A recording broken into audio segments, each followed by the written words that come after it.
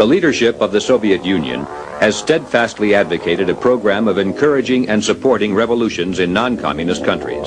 By the early 1960s, special training centers had been established at the Lenin Institute and the Patrice Lumumba University, both in Moscow, and also one at Simferopol in the Crimea. Additional centers were set up in Czechoslovakia, East Germany, Hungary, Bulgaria, and North Korea. Recruits from all over the world received intensive instruction in the use of light weapons, explosives, guerrilla warfare, and propaganda. By the mid-1960s, Cuba had been added to the list of terrorist training centers, and in January of 1966 was the host to an international meeting held there called the Tricontinental Conference. It was attended by over 500 representatives of 83 terrorist groups. The purpose of the meeting was to establish strategy and channels of communication for instigating civil war within the non-communist nations on the tricontinents of Asia, Africa, and the Americas. This operation was placed under the supervision of Cuban intelligence, called the DGI.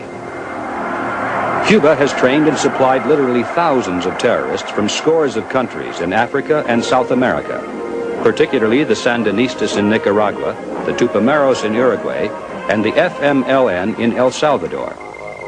In fact, the Salvadoran terrorists were given American weapons and military equipment that had been abandoned to Hanoi after the Vietnam War.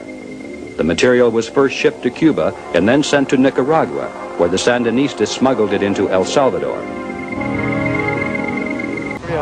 As the Soviet connection with international terrorism became increasingly obvious, the KGB made a tactical decision to establish training centers in countries that generally are not regarded as communist. In this way, the Soviets could disclaim responsibility. An example is Libya, under the dictatorship of Muammar Gaddafi. Gaddafi's army and air force are almost entirely supplied by the Soviet Union. Altogether, there are 5,000 military personnel from the Eastern Communist Bloc and from Cuba. Libya received $2.5 billion worth of arms from the Soviets between 1974 and 1981, an amount far in excess of its own internal needs.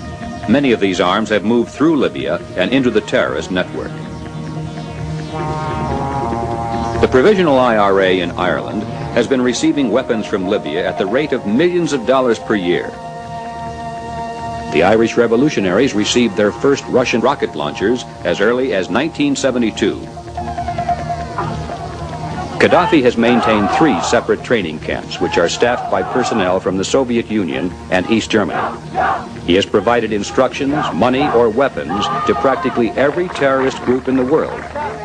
He has been one of the primary financial sponsors of the PLO, and he openly has called for the death of any Arab leader who is friendly to the United States. Angola is another country that, although not officially a Soviet satellite, nevertheless is a communist outpost in Africa.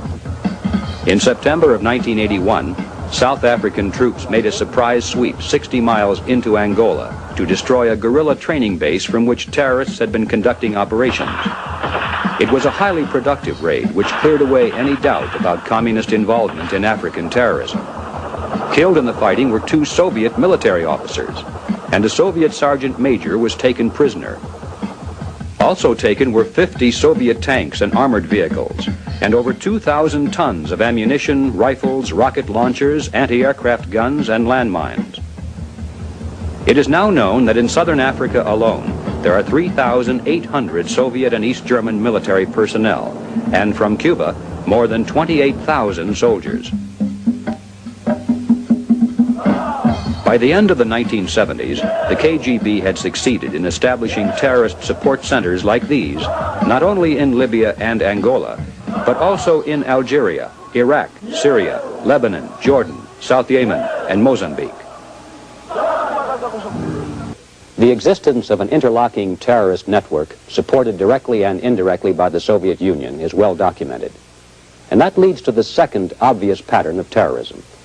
It's the fact that the leaders of these groups, almost without exception, claim to be acting in the name of Marx and Lenin. A further analysis reveals that these people are not the product of the working class which they claim to represent, but come from the privileged middle class and upper class.